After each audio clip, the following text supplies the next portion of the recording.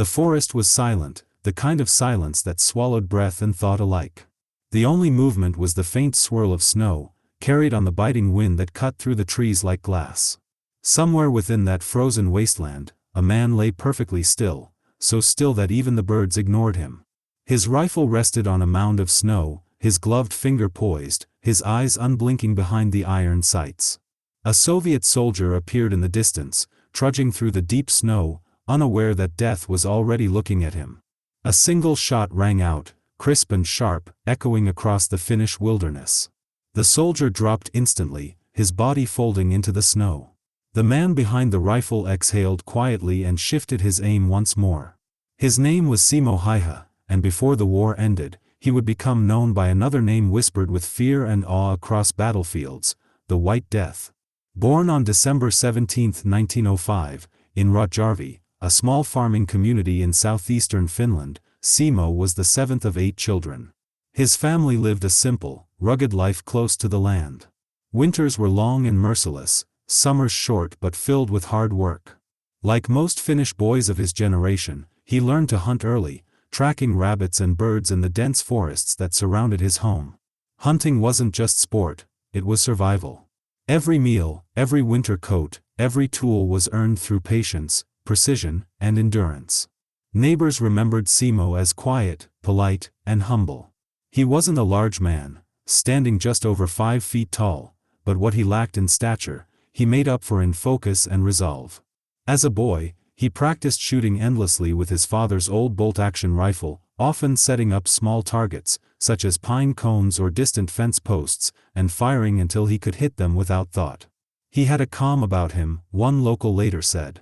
When others grew restless, Simo only grew quieter. You could see it in his eyes, he measured everything. At 20, he joined the Finnish Civil Guard, a voluntary militia organization that trained civilians in marksmanship and tactics. It was there that Simo honed his skill into something extraordinary. He spent hours practicing in freezing conditions, lying in snowbanks, holding his breath as he aimed. His discipline was legendary even before the war. One of his instructors, years later, recalled, "He didn't talk much. But when you saw his targets, you understood there was nothing more to say." By 1939, Finland's fragile peace with its massive neighbor, the Soviet Union, was about to shatter. Stalin's regime demanded territory along the border, claiming it was necessary to protect Leningrad. The Finns refused, valuing their hard-won independence too much to yield. On November 30, 1939, without a formal declaration, Soviet forces invaded Finland with over 450,000 troops. They expected to crush the small Finnish army in a matter of weeks. Instead, they found themselves trapped in a nightmare of snow, silence, and unseen enemies. When the war began, Simo Häyhä was 34 years old.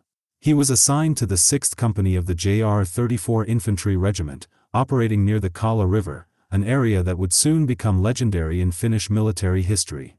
The temperature hovered around -40 degrees Fahrenheit, cold enough to freeze skin in minutes. Yet the Finnish soldiers, wrapped in white camouflage and hardened by their homeland's winters, fought with ferocity and cunning. Simo carried AM/28-30 rifle, a Finnish variant of the Mosin Nagant. Unlike most snipers of the era, he refused to use a scope. He preferred iron sights because a scope could reflect sunlight and reveal his position, and because the glass could fog or freeze in sub-zero temperatures. He also knew that a rifle with a scope forced a sniper to raise his head slightly higher, an unnecessary risk when Soviet snipers were combing the forest for any sign of movement. His strategy was simple, brutal, and effective. Each morning before dawn, he would head into the forest alone. He packed a day's worth of food, ammunition, and a small shovel. Once he found a vantage point overlooking likely Soviet movement routes, he dug himself a snow pit, lined it with packed snow to muffle sound, and camouflaged himself entirely. He would sometimes place snow in his mouth to keep his breath from steaming in the cold air. Then he would wait. Hours passed in stillness. When a target appeared, he fired a single shot, then shifted position, vanishing back into the snow. In just a few days, Simo's kill count began to rise, 10, 20, 30.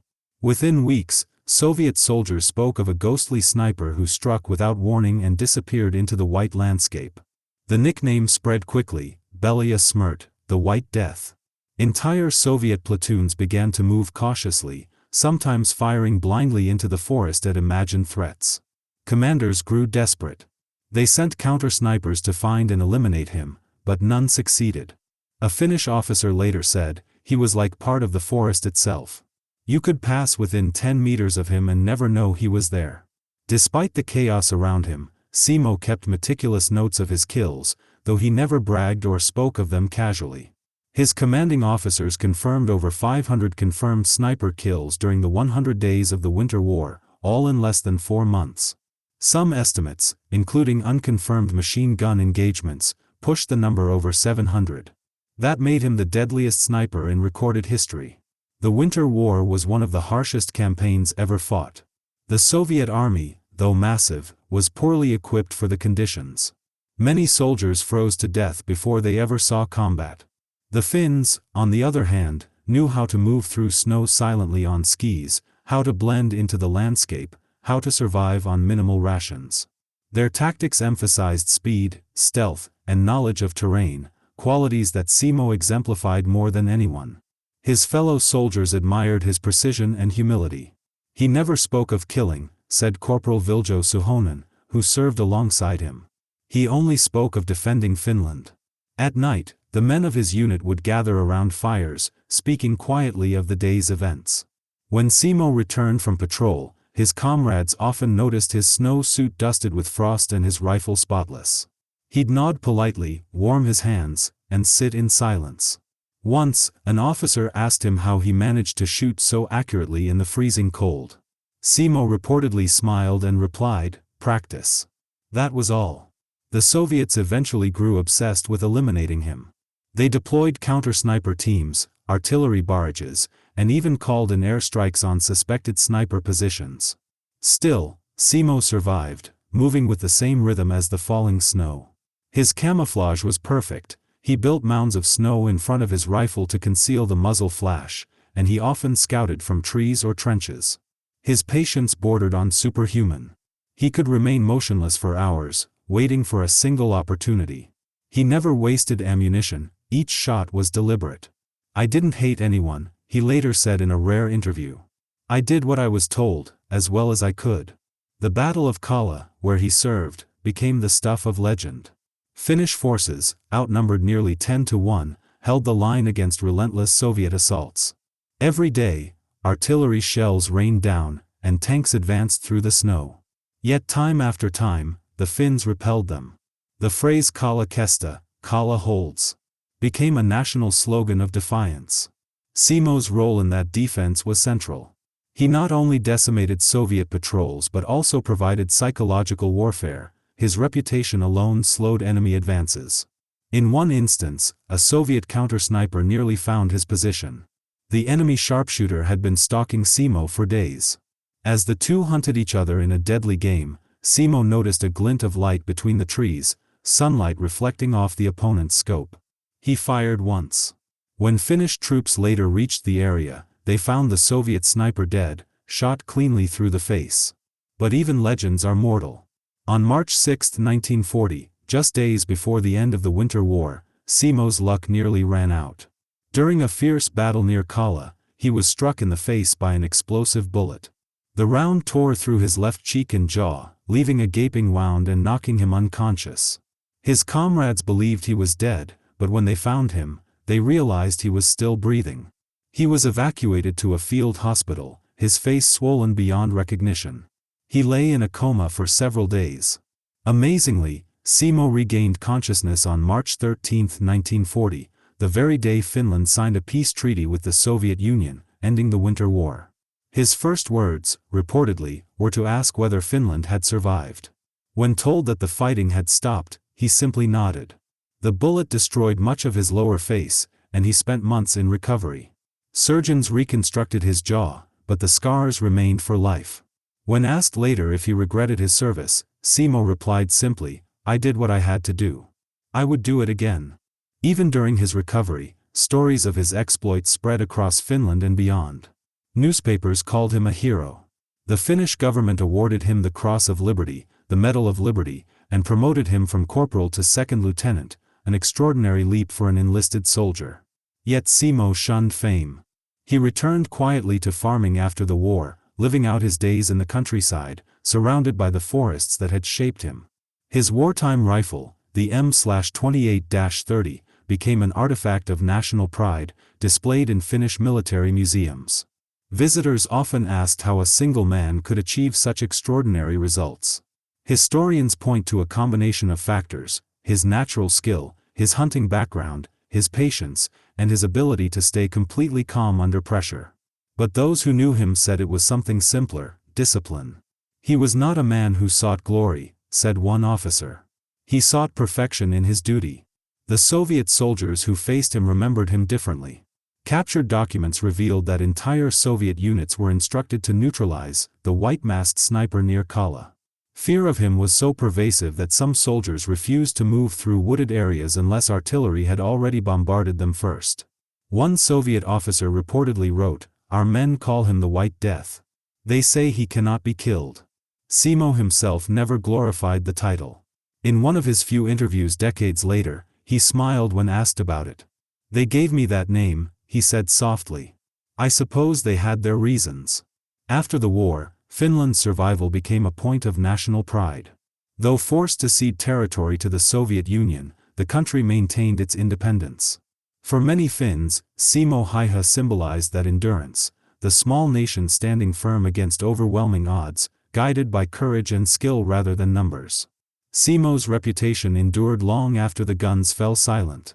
Military historians compared his confirmed kills to those of other famous snipers, Vasily Zaitsev, Lyudmila Pavlichenko, and Carlos Hathcock, but none matched his sheer precision over such a short period.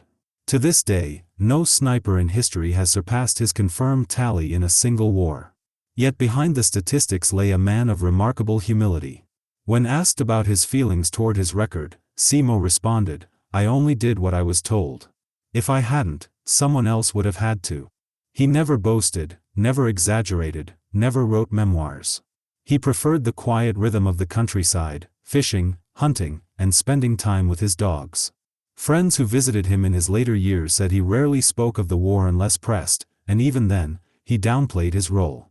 "War is never good for anyone," he once remarked. "But sometimes you must fight to live." By the time of his death in 2002, at age 96, Simo Häyhä had become a national icon in Finland and a subject of fascination worldwide.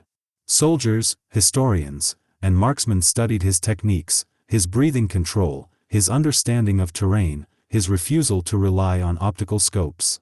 Modern snipers in several armies cite him as an influence, admiring not just his accuracy, but his discipline and endurance. Even now, his name evokes a sense of quiet respect among those who study the art of sniping. The White Death remains the standard by which all others are measured. When Simo Häyhä finally returned home to his family farm after the Winter War, the land felt different. The snow still lay thick across the fields, the birch trees still groaned in the wind, but the silence that once brought peace now carried echoes of distant gunfire. He could still hear it sometimes when the night was too quiet: the crack of a rifle, the dull thud of bodies hitting snow, the sharp hiss of breath drawn between teeth. The war had changed everything, even for a man as reserved and steady as Simo. His face bore the marks of it. The bullet that had nearly killed him left a twisted scar running from his cheekbone to his jaw. It made smiling difficult and eating painful, but Simo never complained. When neighbors visited to congratulate him on his bravery, he would nod politely, thank them, and then go back to tending his dogs or repairing his rifle. He was not a man who sought admiration. For him, the war had not been about glory or revenge, it was about survival, about doing what was necessary to protect his home. Finland, too, had survived, but barely. The peace treaty signed in March 1940 had forced the nation to surrender 11% of its territory, displacing over 400,000 people. Yet the country remained independent, a miracle in the face of Soviet power. Across Finland, people clung to stories of courage from the front lines: the skiers who harassed Soviet tanks, the small squads who ambushed massive columns, and, of course, the silent sniper who haunted the frozen forests of Kala. In the years that followed, Simo tried to live quietly. He returned to hunting and farming, but his life never truly returned to what it was before. He was a man who had seen too much, who had carried the burden of hundreds of kills. Those who met him after the war often remarked on his calm demeanor. He had the eyes of someone who had already seen everything, one acquaintance recalled. There was no arrogance, no anger, just calm. But the peace did not last long. In 1941, barely a year after the Winter War ended, Finland found itself drawn back into conflict as Germany invaded the Soviet Union. The Finnish government, seeing a chance to reclaim lost territory, entered the fight on the side of Germany in what became known as the Continuation War. Simo, still recovering from his injuries, was no longer fit for frontline service. His jaw had healed, but his speech was slurred, and the pain from his facial wounds never truly faded. He served briefly as an instructor, teaching young recruits marksmanship and fieldcraft. Those who trained under him described him as strict but patient, demanding precision and discipline. He never shouted, said one former trainee. He would just correct you quietly, and you'd feel like disappointing him was the worst thing you could do. Although his active combat days were behind him, Simo's reputation grew during this time. Finnish newspapers, eager to lift national morale, published stories about the White Death, some factual, some exaggerated. They printed his confirmed kill count, described his battles in the snow, and painted him as a near-mythic figure. Foreign correspondents wrote articles about him too, fascinated by how a single man from a small farming community could outshoot entire battalions. Yet Simo himself shunned publicity. He never attended parades, refused interviews, and declined most public honors.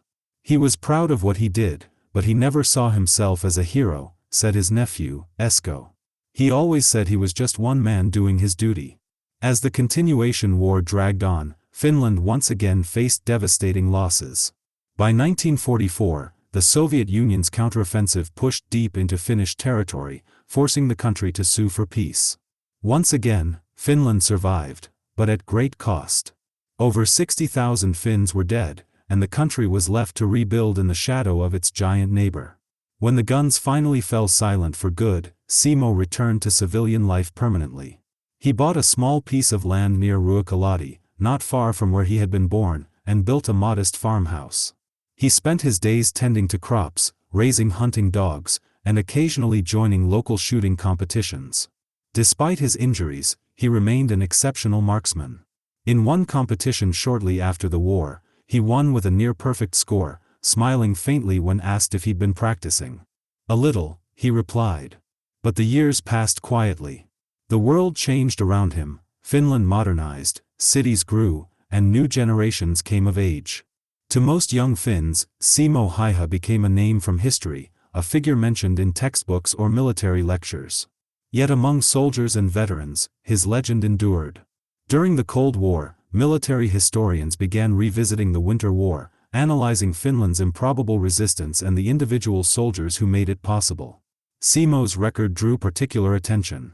In an era dominated by tanks, aircraft, and artillery, he represented something different, an individual warrior whose skill and patience had outmatched modern firepower. Foreign researchers visited Finland to interview him, but he granted very few audiences. Those who did manage to speak with him found a man of remarkable humility. "I only did what any Finn would have done," he told one journalist in the 1960s. "We defended our country. That's all."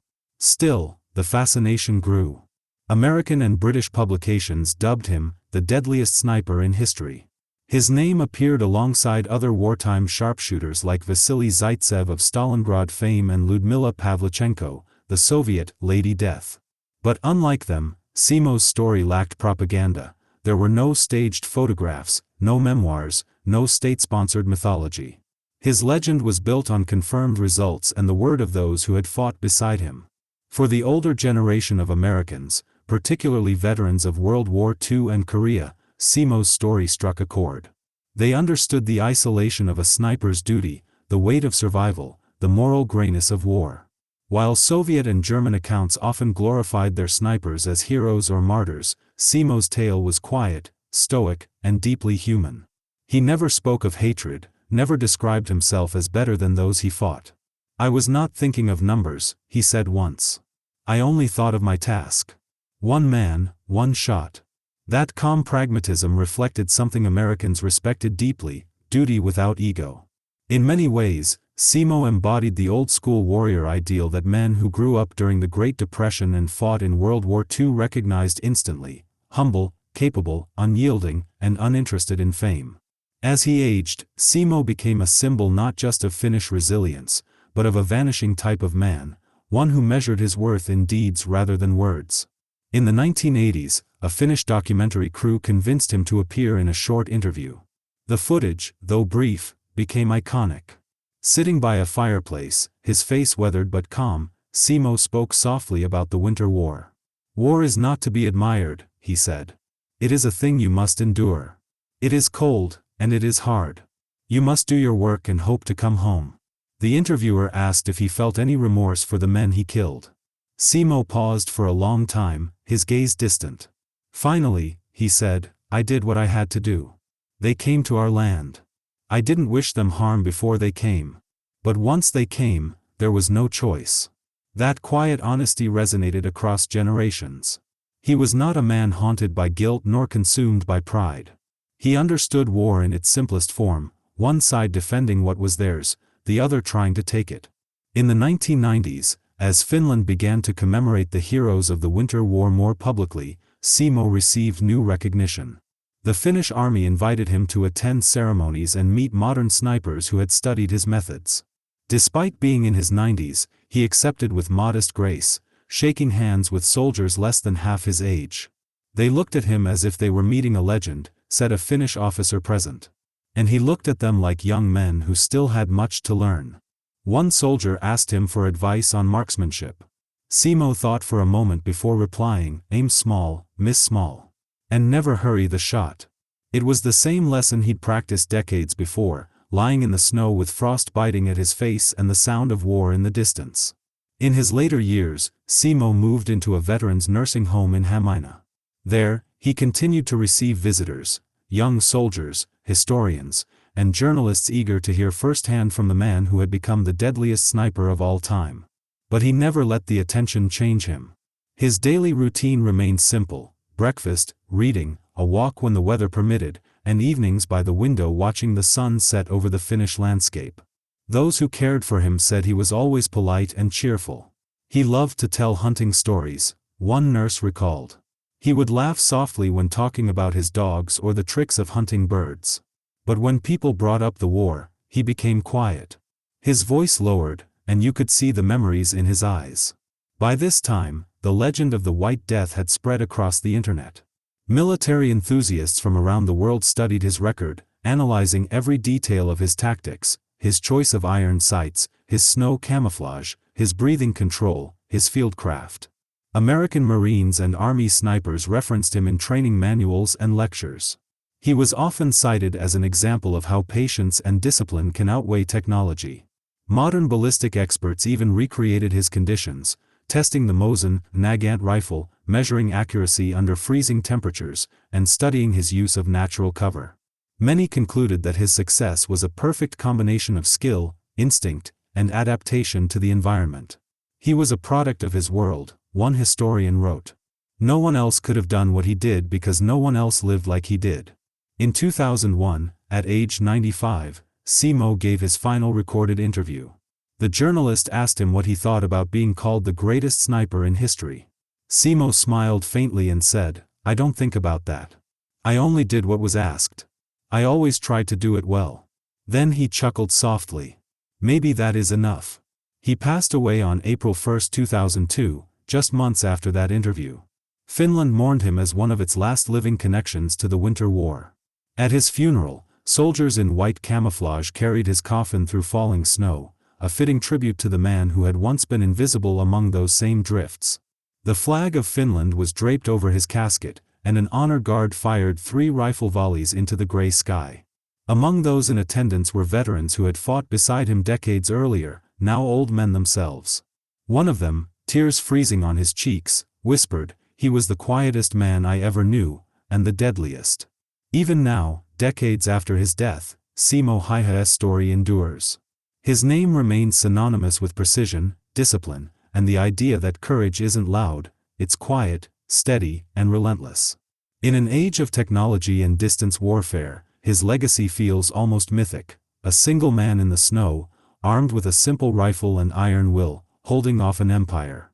For older generations, especially American veterans who know what it means to face overwhelming odds, his story carries a special weight. They understand that true heroism rarely looks glamorous. It's found in endurance, in quiet sacrifice, in the ability to do your duty without complaint. In today's Finland, monuments and museums preserve his memory. The Kala battlefield remains a place of pilgrimage for historians and soldiers alike. Visitors still walk through the frozen woods where he once lay hidden, imagining the stillness, the cold, the fear. Some say you can almost feel his presence there, a faint echo of the man who once turned those forests into the deadliest place on earth. Every winter, as snow blankets the land again, Finland remembers its defenders. And somewhere in that vast, silent whiteness, the spirit of the White Death lingers, a reminder of what a single determined soul can achieve when the world believes it impossible. He never called himself a hero, but history did it for him. His rifle rests in a museum now, but his legacy lives in every soldier who picks up a weapon with purpose, every hunter who learns the patience of the woods, and every person who believes that courage is found not in the roar of the crowd, but in the silence before the shot. Simo Häyhä was many things: a farmer, a hunter, a soldier. But above all, he was a man who understood that greatness is built quietly, one shot, one breath, one moment at a time. And so, when the snow falls heavy on Finland and the forests grow still, the old men who remember tell the same story, of a small, quiet man who became death itself, not through hate, but through duty. He watched the horizon. He waited. And when the time came, he did not miss.